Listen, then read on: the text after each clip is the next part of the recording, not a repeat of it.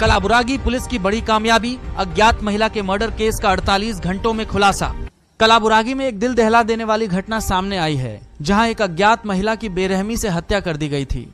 लेकिन कलाबुरागी पुलिस ने तेजी से कार्रवाई करते हुए सिर्फ 48 घंटों के अंदर न सिर्फ मृतका की पहचान की, बल्कि आरोपी को भी गिरफ्तार कर लिया। 4 अप्रैल 2026 की सुबह कमलापुर कलामुड़ा रोड पर एक खेत के पास एक महिला की जली हुई लाश मिली थी। आरोपी ने महिला का चेहरा किसी धारदार हथियार से कुचल दिया था और पहचान मिटाने के लिए उस पर पेट्रोल डालकर आग लगा दी थी। श्री मनोहर नाम के व्यक्ति ने कमलापुर पुलिस स्टेशन में इसकी शिकायत दर्ज कराई थी, क्राइम नंबर 36/2026। पुलिस ने सोशल मीडिया और स्थानीय समाचार पत्रों में इस खबर को फैलाया, जिसे देखकर श्रीमती जलजाक्षी ने पुलिस से संपर्क किया। पीड़िता का नाम ज्योति, उम्र 57 वर्ष। वह एक सरकारी स्कूल की शिक्षिका थीं, वांजर खेड़ा गांव। पता आनंद नगर, कलाबुरागी। मृतका की मां के बयान के अनुसार हत्या की वजह पैसा था। ज्योति ने अमर पिता मलन्ना कुडली नाम के व्यक्ति को 13 लाख रुपए उधार दिए थे। जब ज्योति ने अपने पैसे वापस मांगे तो अमर ने उसे रास्ते से हटाने की योजना बनाई और बेरहमी से उसकी हत्या कर दी। डीएसपी लोकेश रूरल डिवीजन के निर्देश पर एक विशेष टीम बनाई गई थी, जिसमें सीपीआई शिवशंकर साहू, पीएसआई सुखानंद और उनकी पूरी टीम शामिल थी। इन्होंने तकनीकी साक्ष्य और स्थानीय खुफिया जानकारी की मदद से आरोपी को 48 घंटों के अंदर गिरफ्तार कर लिया। पुलिस ने इस मामले में धारा 103 और 238B NS भारतीय न्याय संहिता के तहत मामला दर्ज कर लिया है। कलाबुरागी पुलिस की इस कार्रवाई की चारों तरफ सराहना हो रही है। ಕಲಬುರಗಿ ಜಿಲ್ಲೆಯ ಕಮಲಾಪುರ ಪೊಲೀಸ್ ಸ್ಟೇಷನ್ ವ್ಯಾಪ್ತಿಯಲ್ಲಿ 4th ಏಪ್ರಿಲ್ 2026 ರಂದು ನಮಗೆ ಬೆಳಿಗ್ಗೆ ಅರೌಂಡ್ 9 o'clock ನಮಗೆ ಪೊಲೀಸಿಗೆ ಮಾಹಿತಿ ಬರುತ್ತೆ. ಈ ಕಮಲಾಪುರ ಮತ್ತು ಕಲ್ಮೋಡ್ ಮಾರ್ಗ ರಸ್ತೆ ಪಕ್ಕದಲ್ಲಿ ಒಂದು lady female dead body burn ಆಗೋ ಸ್ಟೇಜಲ್ಲಿ ಬಿದ್ದಿದೆ ಅಂತ ನಮಗೆ ಮಾಹಿತಿ ಬಂದಿದ ತಕ್ಷಣ ನಾವು ಅಧಿಕಾರಿಗಳೆಲ್ಲ ಸ್ಥಳಕ್ಕೆ ವಿಸಿಟ್ ಮಾಡಿದ ಮೇಲೆ ಅಲ್ಲಿ ಆಲ್ಮೋಸ್ಟ್ 70% ಬರ್ನ್ ಆಗಿರುವಂತಹ ಒಬ್ಬ ಫೀಮೇಲ್ ಡೆಡ್ ಬಾಡಿ ನಮಗೆ ಕಾಣಿಸುತ್ತೆ. ಆಮೇಲೆ ಅದು ಪರಿಶೀಲಿಸಲಾಗಿ ಮುಖ ಮೇಲೆ ಎಲ್ಲ ಶಾರ್ಪ್ ವೆಬನ್ ಹರಿತವಾದ ಆಯುಧದಿಂದ ಹೊಡೆದು ಕೊಲೆ ಮಾಡಿದ ರೀತಿಯಲ್ಲಿ ಮತ್ತು ಕೊಲೆ ಮಾಡಿದ ಮೇಲೆ ಅವರ ಮೇಲೆ ಫ್ಯೂಯಲ್ ಹಾಕಿ ಸುಟ್ಟಿರೋ ರೀತಿಯಲ್ಲಿ ನಮಗೆ ಕಂಡು ಬಂದಿದೆ. ತಕ್ಷಣ ನಾವೆಲ್ಲ ನಮ್ಮ ಫಾರೆನ್ಸಿಕ್ಸ್ ಟೀಮ್ ಎಲ್ಲ ಅಲ್ಲಿಗೆ ವಿಸಿಟ್ ಮಾಡಿ ಮಾಹಿತಿ ಎವಿಡೆನ್ಸಸ್ ಕಲೆಕ್ಟ್ ಮಾಡಿದ್ದೇವೆ. ತದನಂತರ ಅಲ್ಲೇ ಲೋಕಲ್ ಸ್ಥಳೀಯರಾದಂಥ ಶ್ರೀ ಮನೋಹರ್ ತಂದೆ ತುಳಜಪ್ಪ ಅಂತ ಕಲ್ಮೋಡ್ ವಾಸ ಅವರು ದೂರಿನ ಆಧಾರಾನ್ವಯ ನಾವು ಕೊಲೆ ಪ್ರಕರಣ ದಾಖಲಿಸಿಕೊಂಡಿದ್ದೇವೆ. ತನಿಖೆಯನ್ನು CPI ರೂರಲ್ ಶಿವಶಂಕರ್ ಸಾಹು ಅವರು ತನಿಖೆ ಕೈಗೊಂಡಿದ್ದಾರೆ. ಈ ವಿಕ್ಟಿಮ್ ಅವರು ಇನಿಷಿಯಲ್ ಆಗಿದ್ದು ಅನ್ಐಡೆಂಟಿಫೈಡ್ ಡೆಡ್ ಬಾಡಿ ಇರುತ್ತದೆ.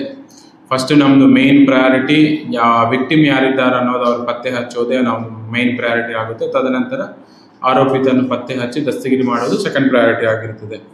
ಈ ವಿಷಯದ ಕುರಿತು ನಾವು ಈ DYSP ಗ್ರಾಮೀಣ ಉಪವಿಭಾಗ ಲೋಕೇಶ್ವರಪ್ಪ ಅವರ ಮಾರ್ಗದರ್ಶನದಲ್ಲಿ ಶಿವಶಂಕರ್ ಸಾಹು CPI, ಸುಖಾನಂದ್ PSI ಕಮಲಾಪುರ್ ಅವರ ಜೊತೆಯಲ್ಲಿ ಸಿಬ್ಬಂದಿ ಆಗಿರುವಂತಹ ಶ್ರೀ ಕುಪೇಂದ್ರ, ಶರಣಬಸಪ್ಪ, ಮಸ್ತಾನ್, ಶಾಂತಪ್ಪ, ಮನೋಜ್, ಸೋಮಶೇಖರ್, ಹುಸೇನ್, ಅಂಬಿಕಾ ಇವರನ್ನು ಸೇರಿಸಿಕೊಂಡು 2 ಡಿಫರೆಂಟ್ ಟೀಮ್ಸ್ ಮಾಡಲಾಯಿತು. ಒಂದು ಟೀಮು ಆರೋಪಿತರನ್ನು ಪತ್ತೆ ಹಚ್ಚಲಿಕ್ಕೆ, ಇನ್ನೊಂದು ಟೀಮು ವಿಕ್ಟಿಮ್ ಯಾರು ಅನ್ನೋದು ಐಡೆಂಟಿಫೈ ಮಾಡಲಿಕ್ಕೆ. ಅದರ ಜೊತೆ ನಾವು ಏನು ನಮಗೆ ಸ್ಪಾಟಲ್ಲಿ ಏನೇನು ನಮಗೆ ಎವಿಡೆನ್ಸ್ ಅಂದರೆ ಐಟಮ್ಸ್ ಏನು ಸಿಕ್ಕಿದೆಯೋ ಟು ಐಡೆಂಟಿಫೈ ದ ವಿಕ್ಟಿಮ್, ಅದೆಲ್ಲ ನಾವು ಸಾಮಾಜಿಕ ಜಾಲತಾಣದಲ್ಲಿ ಮತ್ತು ಮಾಧ್ಯಮ ಮುಖಾಂತರ ಮತ್ತು ಎಲ್ಲ ಪೊಲೀಸ್ ಸ್ಟೇಷನ್ಸ್ಗೂ ನಾವು ತುಂಬ ಸ್ಪ್ರೆಡ್ ಮಾಡಿದ್ವಿ. ತದನಂತರ ನಮಗೆ ಇದೆಲ್ಲ ನೋಡಿದ ಅವ್ರ ವಿಕ್ಟಿಮ್ ಫ್ಯಾಮಿಲಿ ಮೆಂಬರ್ಸು ಅದು ನೋಡಿ ನಮಗೆ ಅಪ್ರೋಚ್ ಮಾಡುತ್ತಾರೆ. ಅವರು ನಮ್ಮ ಒಬ್ಬ ಪರ್ಸನ್ ಮಿಸ್ಸಿಂಗ್ ಆಗಿದ್ದರಿಂದ ತದನಂತರ ಅವ್ರಿಗೆ ನಾವು ಬಾಡಿಯನ್ನು ನೋಡಿದಾಗ ಮತ್ತು ಅವ್ರ ಜೊತೆಯಲ್ಲಿರುವಂಥ ಕೆಲವೊಂದು ಐಟಮ್ಸ್ ತೋರಿಸಿದಾಗ ಅವರೇ ಅಂತ ಖಚಿತಪಡಿಸ್ಕೊಂಡು ಅವರು ವಿಕ್ಟಿಮ್ ಹೆಸರು ಜ್ಯೋತಿ, ತಂದೆ ಚಂದ್ರಶೇಖರ್ ಕಪಾಳೆ ಅಂತ 57 ವರ್ಷ, ಉದ್ಯೋಗ ಸರ್ಕಾರಿ ಶಾಲಾ ಶಿಕ್ಷಕಿ, ಪಂಜರ್ಗೇಡ್ ಗ್ರಾಮ, ವಾಸ ಇರುವುದು ಆನಂದ್ ನಗರ್ ಕಲಬುರಗಿ ನಗರ ಅವರಂತ ನಮಗೆ ಖಚಿತವಾಗುತ್ತೆ. ತದನಂತರ ಈ ವಿಷಯದ ಕುರಿತು ನಾವು ಆರೋಪಿತರನ್ನು ಪತ್ತೆ ಹಚ್ಚಲಿಕ್ಕೆ ಸಾಕಷ್ಟು ಟೆಕ್ನಿಕಲ್ ಎವಿಡೆನ್ಸಸ್ಸು ಮತ್ತು ಅದರ್ ಎವಿಡೆನ್ಸಸ್ಸು ಮತ್ತು ಫ್ಯಾಮಿಲಿಯವರು ಕೊಟ್ಟಿರೋ ಮಾಹಿತಿ ಮೇರೆಗೆ ನಾವು ಇದರಲ್ಲಿ ಆರೋಪಿ ಆಗಿರುವಂತಹ Amar around 27 years of age, ಅವರು ಮಿಲ್ಕ್ ಪಾರ್ಲರ್ ಬಿಸ್ನೆಸ್ ಇದೆ. ಅವರು ಕಪ್ನೂರು ಏರಿಯಾದವರಲ್ಲ, ಅಡ್ರೆಸ್ ಕಪ್ನೂರು ಇಲ್ಲಪ್ಪ, ಕಪ್ನೂರು ಏರಿಯಾದವರು ಅಂತ ನಮಗೆ ಮಾಹಿತಿ ಸಿಗುತ್ತೆ. ಅವ್ರನ್ನ ನಾವು ಇಮಿಡಿಯೇಟ್ ಆಗಿ ಅವ್ರನ್ನ ನಾವು ವಶಪಡಿಸಿಕೊಂಡು ವಿಚಾರಣೆ ಮಾಡಿದ್ದೇವೆ. ವಿಚಾರಣೆ ಮಾಡಿದ ನಂತರ ಅವರು ನಮ್ಮ ವಿಚಾರಣೆ ಸಮಯದಲ್ಲಿ ಅವರೇ ಕೊಲೆ ಮಾಡಿದ್ದಾಗಿ ಒಪ್ಕೊಂಡಿರ್ತಾರೆ.